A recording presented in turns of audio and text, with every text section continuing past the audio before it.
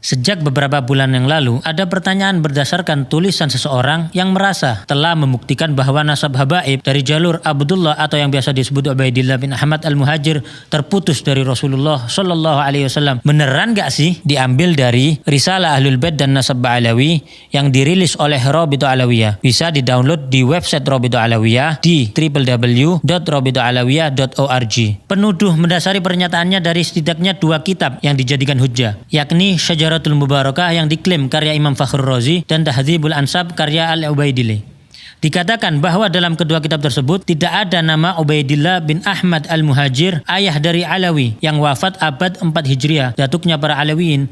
Bahkan dikatakan bahwa kemungkinan nama Ubaidillah adalah fiktif yang diada-adakan. Wow, yuk bedah satu-satu. Syajaratul Mubarakah diklaim sebagai kitabnya Imam Fakhrur Razi, yang mana beliau adalah imam besar Ahlu Sunnah wal Jamaah berakidah Al-Ash'ari, juga panutan para habaib. Tapi janggalnya, kitab tersebut tidak pernah tercatat dalam sejarah sebagai kitab beliau. Kok bisa? Di dalam kitab-kitab ulama besar Ahlu Sunnah yang sangat mengenal Imam Fakhrur Razi secara detail, tidak ada yang menyebutkan kitab tersebut sebagai karya tulis beliau. Seperti Az-Zirikli dalam Al-Alam, Al-Hamawi dalam Mu'jam Udaba, dan Ibnu Khalikan dalam Wafiatul A'yan. Tidak ada satupun yang menyebutkan kitab ini dalam karya Imam Fakhruddin Ar-Razi yang wafat pada tahun 606 Hijriah. Kitab ini baru ditemukan di tahun 1418 Hijriah seperti yang tertulis di halaman 13 kitab tersebut, yang artinya ditemukan tahun 1997 Masehi atau baru 26 tahun yang lalu. Luar biasa. Ternyata yang mengatakan kitab ini sebagai kitab Imam Fakhrur Razi, sebagaimana tertulis pada kitab tersebut di halaman 12-nya, bernama Al-Mar'ashi An-Najafi, yang menemukan kitab tersebut dan memerintahkan muridnya Mahdi Ar-Rajai mentahqiq atau menulis kembali kitab ini. Kok bisa kitab tersebut tersembunyi dan baru muncul 812 tahun setelah wafatnya Imam Fakhrur Razi? Jika memang penuduh yakin, maka datangkanlah kepada kami satu bukti tertulis pada abad 7, 8, 9 atau bahkan 10 Hijriah dari ulama Ahlus Sunnah ternama yang menyebutkan ini adalah kitab Imam Ar-Razi. Dan bagaimana mungkin menisbatkan kitab yang baru ditemukan kemarin sore sebagai kitab abad ke-6? Penuduh cenderung selalu menghindar dari pertanyaan ini. Penuduh berdalih bahwa si penemu kitab dan pentahqiqnya pun pada halaman 11 mengakui bahwa beliau terkejut saat menemukan kitab ini. Dan gak perlu penuduh meminta Rabithah Alawiyah ngecek ke perpustakaan di Istanbul, karena Rabithah tidak dalam keraguan sedikit pun. Justru penuduh yang harus mendatangkan bukti dari abad awal.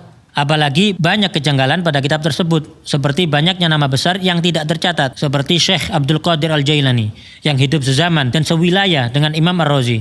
Justru tidak tercantum dalam kitab tersebut dan banyak nama lain. Bahkan pada halaman 92 disebutkan Imam Ar-Razi, sosok ulama besar Ahlu Sunnah, justru dikatakan meyakini Imam 12 Syiah dan mengatakan Imam Mahdi sudah lahir menunggu pembebasan. Jadi sangatlah wajar jika banyak pihak yang 1000% meragukan kitab tersebut sebagai tulisan Imam Fakhrur Razi. Uniknya lagi adalah baik Mahdi Ar-Rajai selaku mentahqiq dan Mar'ashi An-Najafi selaku penemu sama-sama punya kitab nasab tulisan mereka sendiri yang mengakui nasab Ubaidillah bin Ahmad, bahkan menuliskan pengakuan ketersambungan ke Rasulullah Shallallahu Alaihi Wasallam, suatu fakta yang tidak banyak dibahas.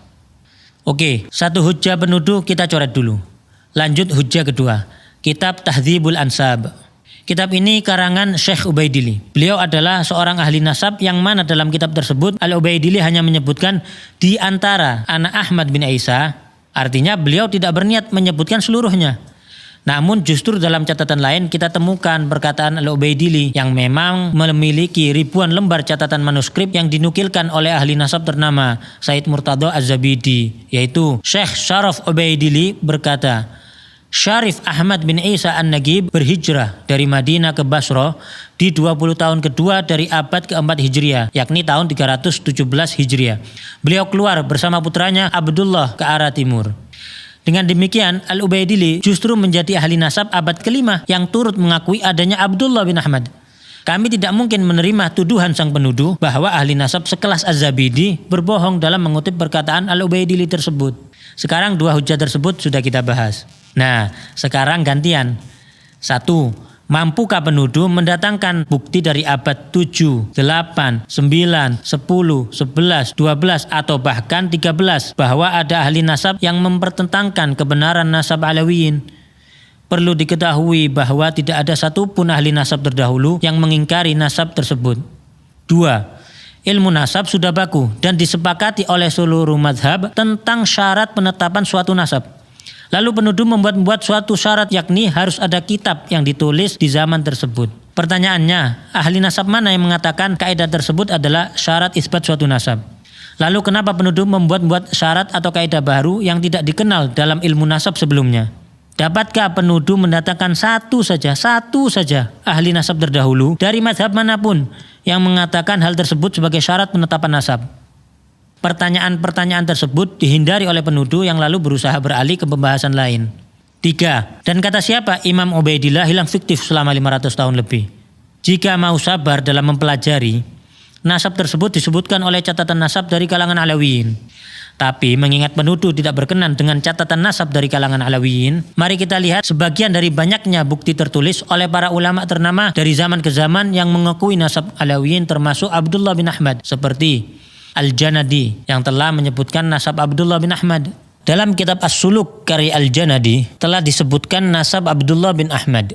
Lalu penuduh hendak mengecoh dengan mengatakan Abdullah yang di kitab dan Ubaidillah adalah orang yang berbeda. Oke, enggak apa-apa. Maka siapakah Abdullah yang dimaksudkan oleh penuduh? Sebutkan bukti sejarah, makamnya di mana. Juga sebutkan keturunan Abdullah yang dimaksudkan penuduh hingga lokasi mereka saat ini. Termasuk juga siapa Abul Hasan Ali bin Jadid yang disebutkan oleh Al-Janadi tersebut, disertai bukti-bukti sejarahnya. Ditambah lagi statement menggelitik seperti Ba'alawi yang tercatat pada kitab terdahulu berbeda dengan Ba'alawi yang sekarang. Maka datangkanlah bukti sejarah bahwa ada kabilah lain di Hadramut yang juga disebut Ba'alawi. Dan ada kelompok lain yang nasabnya seperti disebutkan Al-Janadi dan lainnya, disertai lokasi makamnya, sejarahnya, juga data keturunannya.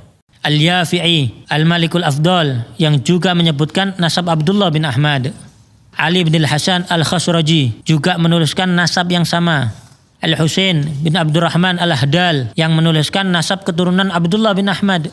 Abil Abbas Ahmad Asy-Syaraji Az-Zabidi yang turut menyebutkan nasab Alawiyin yang tersambung. Imam As-Sakhawi yang menyebutkan nasab yang bersambung pada Ubaidillah bin Ahmad. Imam Ibnu Hajar Al-Haytami, ulama besar yang juga ahli nasab yang turut menyebutkan sanadnya bersambung ke Ubaidillah bin Ahmad. Al-Ayashi yang menyebutkan nasab yang bersambung hingga Ubaidillah bin Ahmad. Syekh Al-Muhibbi dalam kitabnya Khulasatul Athar menuturkan keluarga Ba'alawi dinisbatkan kepada Alwi. Alwi ini adalah putra Ubaidillah bin Ahmad bin Isa. Beliau adalah sosok yang menjadi muara berkumpulnya nasab mereka. Nasab mereka telah disepakati oleh para ulama ahli tahqiq dan telah diperhatikan untuk dijelaskan oleh banyak ulama. Lalu Syekh Yusuf An-Nabhani, seorang mufti besar dan guru dari para ulama Ahlus Sunnah wal Jamaah, guru dari Hadratus Syekh Hashim Asy'ari, menjelaskan dalam mukaddimah kitabnya Riyadul Jannah, sesungguhnya para sada al-Ba'alawi telah disepakati oleh umat Nabi Muhammad SAW di sepanjang masa dan di setiap tempat, bahwa mereka termasuk ahlul bait yang paling sahih nasabnya, paling kokoh kemuliaannya, dan paling banyak ilmu, amal, keutamaan, serta adabnya. Hadratus Syekh Hashim Asy'ari bahkan mencantumkan Al-Habib Ahmad bin Abdullah As-Saggaf yang merupakan salah satu pendiri Rabithah Alawiyah dalam Qanun Asasi saat pendirian Nahdlatul Ulama. Kita tentu tidak merasa perlu meyakinkan penuduh untuk mempercayai dan menghargai para ulama-ulama tersebut, karena mereka semua bagai matahari di siang hari yang dikenal luas kejujuran dan keilmuannya. Tidak mungkin para ulama-ulama besar tersebut sengaja berbohong bersama-sama dan tidak berusaha memastikan informasi yang mereka sampaikan, apalagi Rasulullah SAW menyampaikan ancaman neraka bagi yang berbohong atas nasab. Sejarah Alawiyin telah jelas disertai lokasi makam dan tempat bersejarah mereka yang terjaga hingga kini. Dapatkah penuduh sebutkan satu saja ulama atau ahli nasab terdahulu di Hadramut yang menafikan bukti-bukti sejarah tersebut? Lalu apakah catatan nasab Rabithah Alawiyah diakui ahli nasab dan nakobah internasional? Tentunya tidak hanya sekedar surat dengan cap dan tanda tangan. Hubungan dengan ahli nasab dan nakobah di Yaman terjalin dengan baik. Nakobah Mesir yang beberapa kali berkunjung ke Rabithah Alawiyah. Nakobah Al-Idrisi Al-Hasani Libya yang memiliki hubungan baik dengan Rabithah Alawiyah. Syekh Dr. Muhammad Asy-Syuhumi Al-Idrisi bahkan mengatakan, bisa saya katakan bahwa paling bagusnya Rabithah dari semua Rabithah yang mencatat garis keturunan anak cucu Nabi Muhammad SAW, yang paling bagus adalah Rabithah yang ada di Indonesia, yang paling teratur dan paling memiliki kesemangatan untuk memperbaiki, termasuk adanya takrir pengakuan nasab Alawiyin oleh Imam Yaman Yahya Hamiduddin, juga takrir di Hijaz yang terdapat dalam tulisan Syarif Ibrahim bin Mansur Al-Amir. Bahkan Alawiyin beberapa kali dipercaya menjadi pimpinan Naqabatul Ashraf di Hijaz, Makkah dan Madinah hingga masa pemerintahan Utsmani. Alawiyin tidak sedikit pun ditolak atau diragukan untuk memimpin para keturunan Rasulullah di Hijaz atau di Yaman oleh para ulama besar setempat dan para keturunan lainnya. Salah satunya yaitu Al-Habib Alwi bin Ahmad As-Siggaf, mufti madhab Syafi'i di kota Mekkah pada zamannya, dan pengarang kitab Tarsyihul Mustafidin, salah satu kitab fikih rujukan para ulama dunia termasuk di Nusantara. Lalu penuduh rajin sebut tes DNA sebagai solusi. Mungkin informasi tentang fatwa larangan menggunakan tes DNA untuk nasab yang jauh belum sampai kepada penuduh, yakni Lembaga Internasional Rabithah Alam Islami di Hijaz, Darul Ifta Qatar, dan Darul Ifta Mesir yang telah memberikan fatwa melarang isbat nasab jauh melalui tes DNA. Atau menuduh jumlah keturunan ke-38 sampai 44 sebagai tidak logis. Maka penuduh perlu melihat jumlah keturunan dari jalur keturunan Rasulullah lainnya selain Alawiyin, yang ternyata juga di range yang sama. Karena coba-coba hitung pakai kalkulator, ternyata justru beresiko malah jadi menafikan adanya keturunan Rasulullah SAW. Bukti bahwa nasab tersebut sudah memenuhi syarat syuhrah wal istifadhah juga tidak terbantahkan dengan tidak adanya penolakan dari abad ke abad. Juga diakui oleh para ulama besar dan ahli nasab dari masa ke masa. Tidak disebutkannya sebuah nama pada suatu kitab nasab tidak dapat diartikan orang tersebut tidak ada atau bahkan fiktif, karena terdapat ulama dan ahli nasab thiqah lainnya yang menulis dan menambahkan. Maktab Daimi di dalam Rabithah Alawiyah ditujukan untuk melanjutkan catatan-catatan nasab dari para pencatat terdahulu kalangan Alawiyin untuk diteruskan di Indonesia demi menjaga keberlangsungan dan pemutakhiran catatan nasab tersebut. Jadi, meski didirikan tahun 1928, catatan nasab yang digunakan bersambung sanadnya dari ahli keluarga dan nasab zaman ke zaman. Tentu kita bersyukur kepada Allah Subhanahu wa taala. Terdapat para kiai, ulama, dan banyak pihak yang berdiri membela para habaib. Jika ada beberapa oknum habaib yang belum mengikuti kemuliaan akhlak dan kesolehan datuk-datuknya, maka kami memohon doa antum semuanya agar Allah Subhanahu wa taala memudahkan langkah mereka menuju kebaikan. Nasab yang bagus itu bukan untuk membanggakan diri, bukan untuk meremehkan orang lain. Nasab yang bagus itu adalah tuntutan bagi kamu. Kamu harus seperti datuk-datuk kamu yang baik, yang soleh. Dulu kakek-kakek kita itu dicintai masyarakat karena kontribusi sosialnya yang nyata di masyarakat. Masyarakat menyaksikan akhlaknya yang mulia, ilmunya yang luas. Kemudian bagaimana ketika duduk bersama datuk-datuk kita, mereka bisa mendapatkan solusi atas semua permasalahan hidup mereka. Kita sudah jauh berbeda dengan mereka saat ini. Bukan malah nasab itu dikapitalisasi, dijadikan kebanggaan karena tidak ada gunanya sama sekali. Anda tidak mendapatkan ini dari usaha Anda. Dan kepada para habaib yang telah berusaha melanjutkan estafet keilmuan, akhlak, juga kontribusi bermasyarakat sebagaimana datuk-datuknya, maka kami mohon doa agar mereka pun diberi kekuatan oleh Allah untuk dapat istiqamah.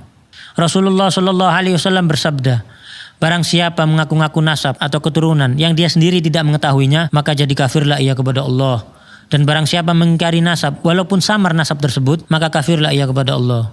Barang siapa yang mengaku ayah kepada selain ayahnya atau bersandar kepada yang bukan walinya, maka laknat Allah, juga para malaikat dan semua manusia menimpa mereka, dan pada hari kiamat Allah tidak akan menerima dari mereka baik yang fardu maupun yang sunnah. Kita justru banyak melihat kalangan Alawiyin melahirkan banyak ulama, orang-orang soleh, wali-wali besar, dan banyak yang berakhir husnul khatimah dengan wafat setelah syahadat, dalam kondisi sholat, membaca Al-Quran, maupun ibadah lainnya.